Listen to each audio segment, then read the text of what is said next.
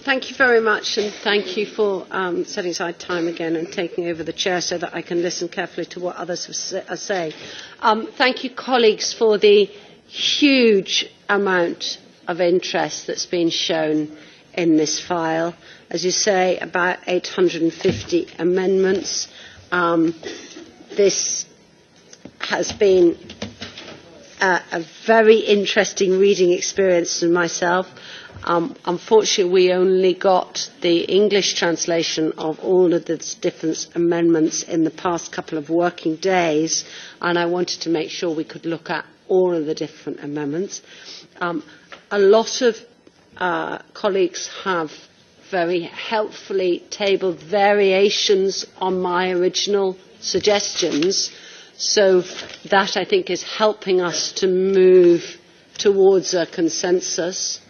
There were a few areas where in my own round amendments I made some additional suggestions, in particular on marking, where it became clear in discussions that in some cases it's just not technically possible to mark every single essential component in the same manner just because of the size and the nature of the mark. So there's still a bit more work to be done on that. On data exchange, now clearly we need data exchange to be workable from the very bottom up. So when a dealer sells a firearm, they need to be able to notify the national authorities. The national authorities then need to be sharing information with each other. I think we're moving towards a workable solution there.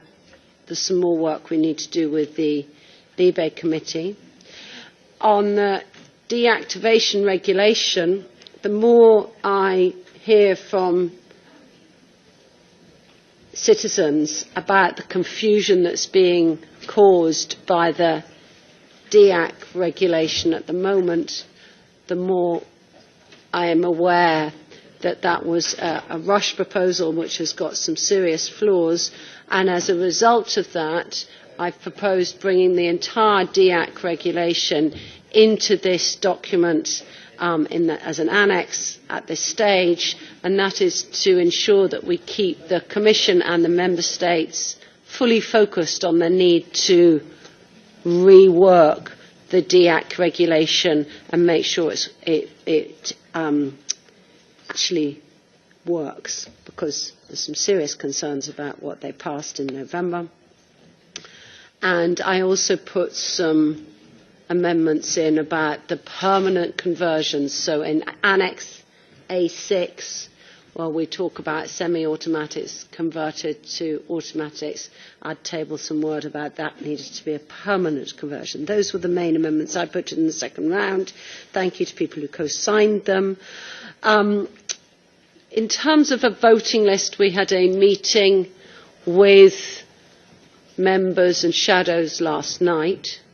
I'm keen to try and have as transparent and democratic a process towards this as possible, so that members will get a chance to vote on as many of the different amendments as possible, that we don't wrap them all up into a compromise, but actually we bring them in clusters to the whole of this committee, and bringing in some of the amendments from the Libe Committee too, so that we will have a set of different options, package one, and then if package one falls, we'll move on to package two, and we'll vote these in smaller blocks, not massive compromises.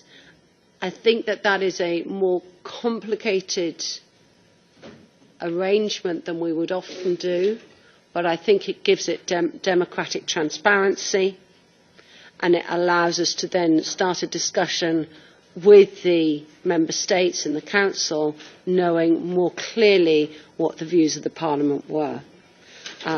So Given all of that, given that we've just started to work on the first draft of the compromises, but only from the end of last week when we had the translations, given the number of amendments and complexities, I intend to ask the coordinators this evening if we will delay the vote on this into July to give us a bit more time to make sure that we get those compromises right, so that everybody will be able to see them and to have a very transparent approach in the voting list here.